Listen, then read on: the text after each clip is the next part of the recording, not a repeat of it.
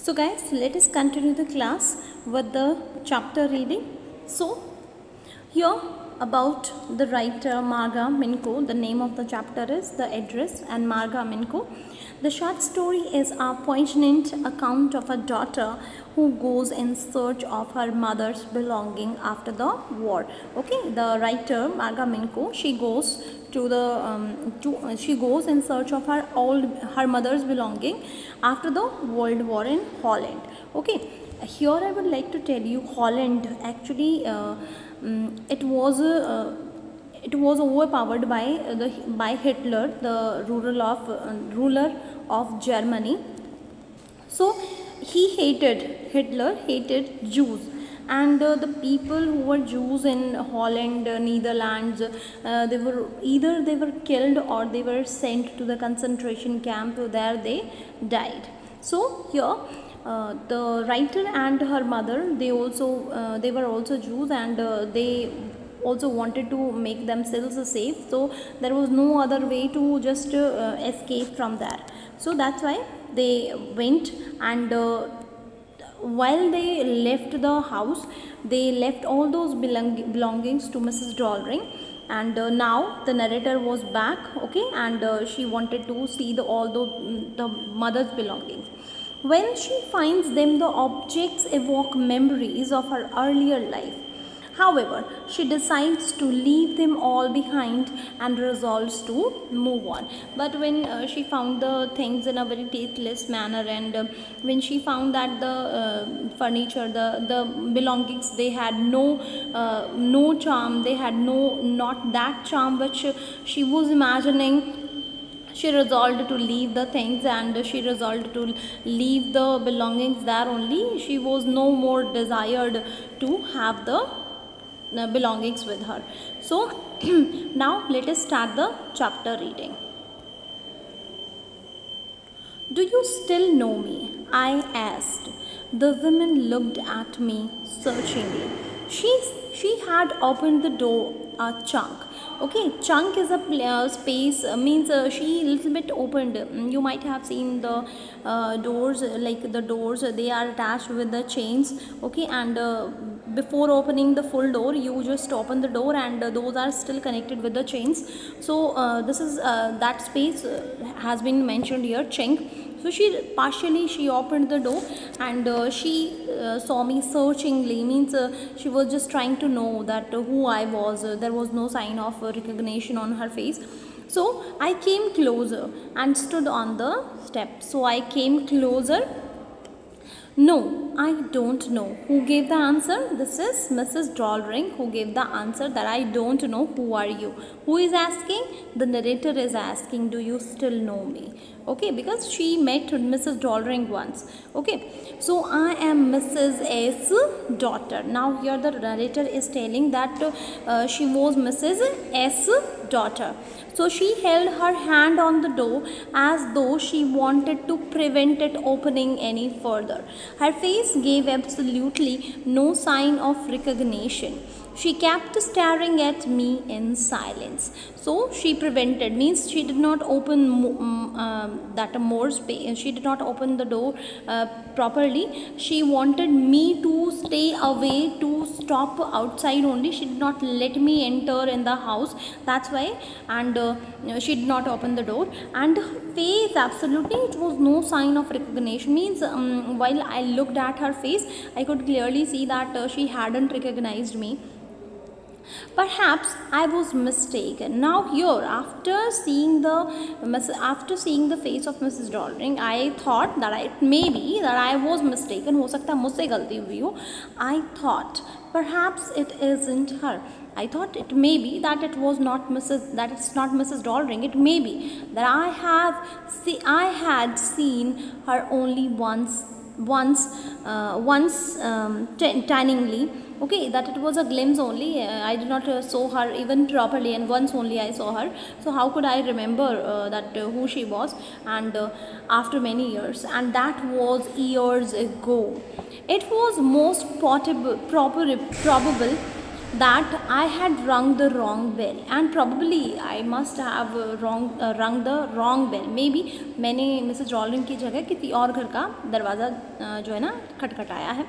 So the woman let go of the door and stepped to the side, and she let go of the door little bit, and then she came inside that little bit.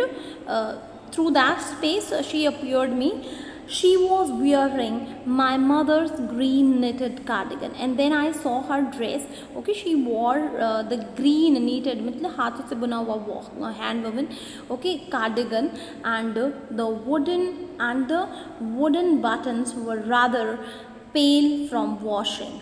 She saw that I was looking at the cardigan, okay, and I saw that she had worn my cardigan and my mother's cardigan, and she also saw that I was looking at her cardigan, okay, and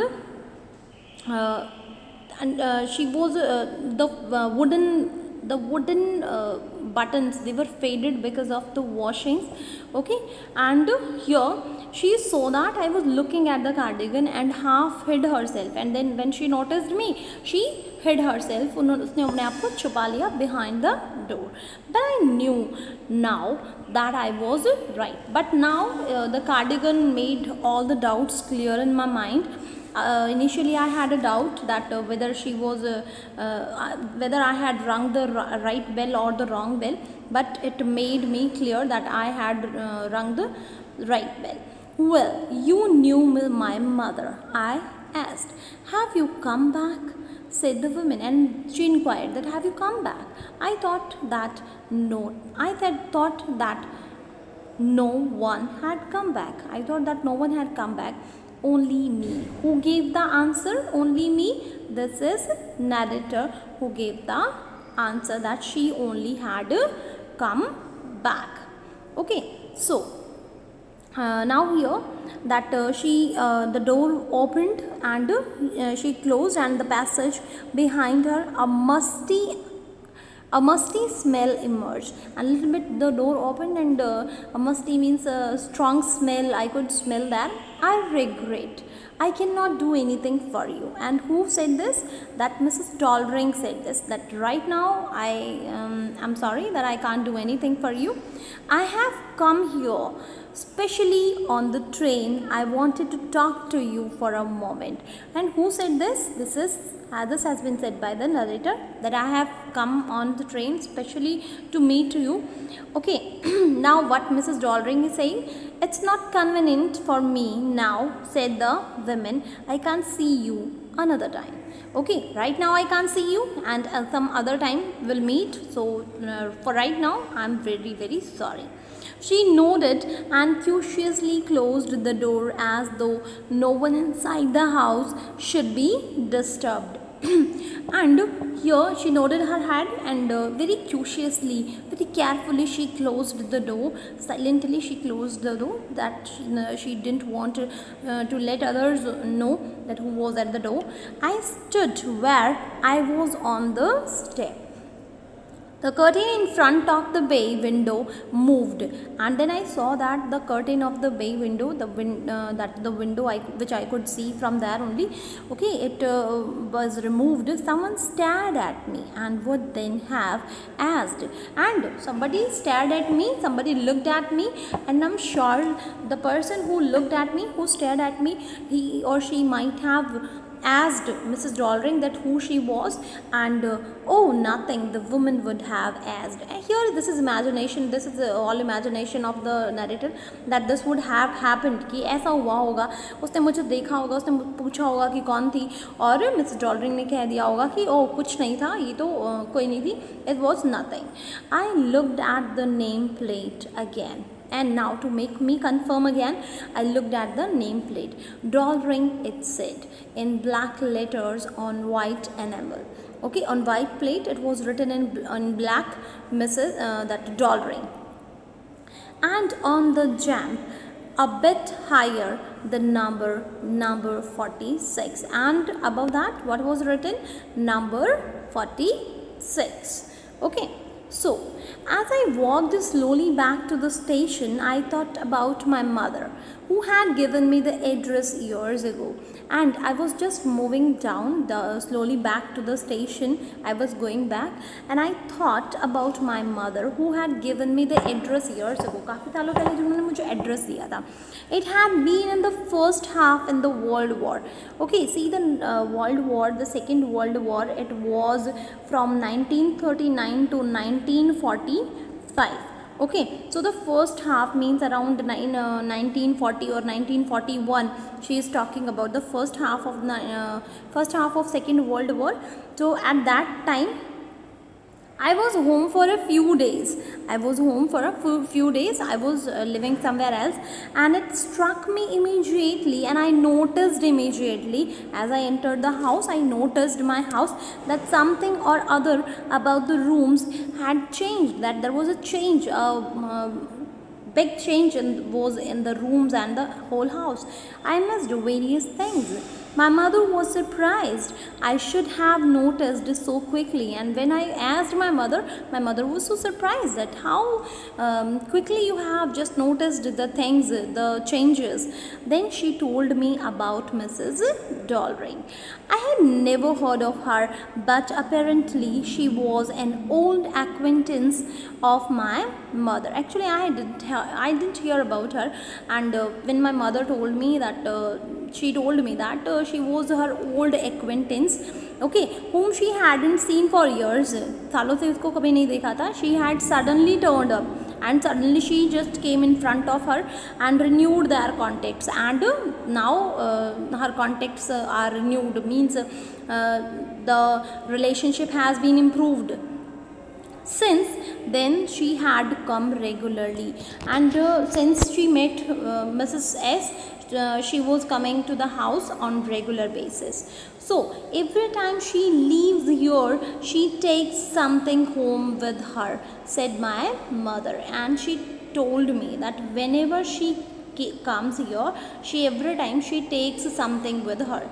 She took all the table silver in one go, and then the antique plates that hung there. She had trouble lugging those large vases. And then my mother explained that how Mrs. Dalrymple took the things along with her, that in one go only, एक ही बार में वो कैसे सब कुछ ले गई, एक ही बार में टेबल और सिल्वर क्रॉकरी कैसे वो लेकर चली गई थी. And it was quite heavy to bear the load, but still she didn't care about that. And I am worried she got a crick in her back from the crockery. And I am tensed, I am worried that कहीं उनकी कमर में झटका ना लग जाए, that whether she got a crick in her back. My mother shook her head pityingly. I would have never dared ask her. She suggested it to me herself, and I would never have dared ask her. So I didn't ask her such time. She suggested it to me herself. She even insisted. She wanted to save all those nice things. If we have to leave here, we shall lose everything, she says. And she told me that if there would be a situation that they had to leave the place in a hurry, then Mrs. Dalrymple's house would be the safe place for all these expensive things, and later whenever we would come back, we can have the things back. Have you agreed with her that she should keep everything? I asked. And I asked my mother that have you agreed, means have you just talked about it, that she is going to keep the things safe, as if that's necessary. My mother cried. Then my mother cried that as if necessary. Is it necessary? It would simply be an insult to talk like that. And if I would talk in this way, then it would be an insult of that kind lady. And think about the risk she is running, and think about the risk she is taking. Each time she goes out of the door with a full suitcase or a bag. Each time she is going with a full suitcase and bag. So how risky it can be for her. Okay, so you must think about the risk for her. My mother seemed to notice that I was not entirely convinced. She looked at me. She looked at me reprovingly, and after that we spoke no more. And after it, my mother explained the things, but still she noticed that I was not completely satisfied with her answers. So she looked at me reprovingly. She looked at me. She didn't say anything, and she wanted to make her point clear, but after that we didn't spoke anything. Meanwhile, I had arrived at the station without. Now see this all these memories are going on in background. You might have seen the pictures in the background. In the same way, here the chapter is going on in background. Okay, here what is the present situation actually? The narrator went to Mrs. Dalrymple's house. She didn't recognize her.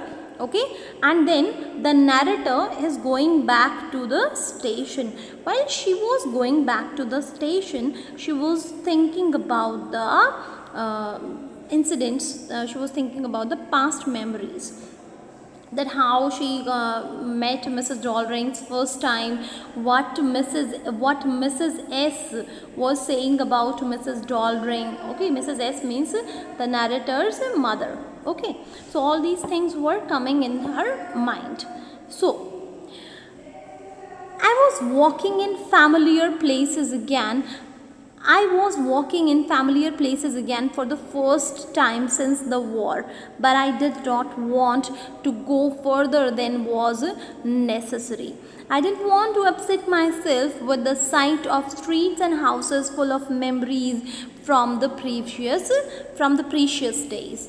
So although the street which I was walking on, so okay, it was a familiar one, but after the war, because the initial part of the Second World War, they left the house, and after many years she had come back, and after World War finished, she had come on these streets first time. So the things were quite familiar to her, but still she did not want to give more attention to the things, because she thinks that it would give her more pain, and she didn't want to upset herself.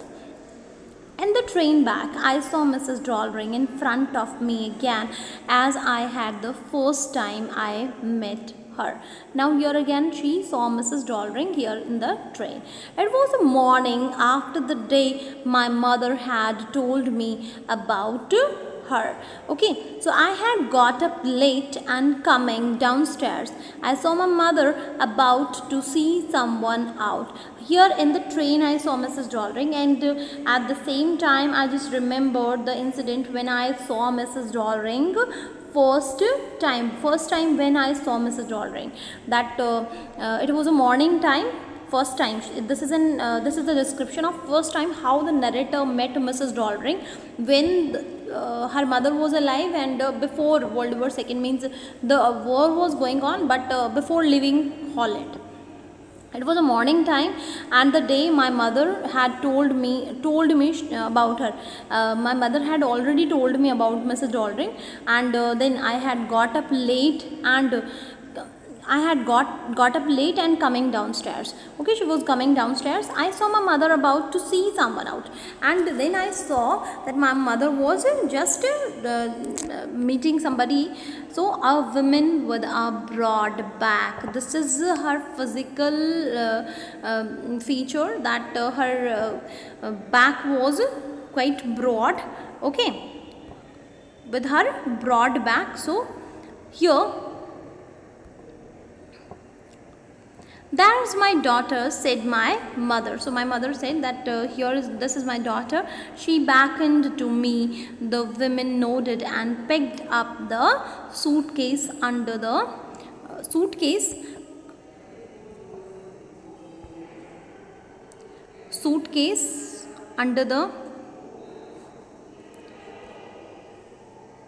under a coat rack. She wore a brown coat and shapeless hat.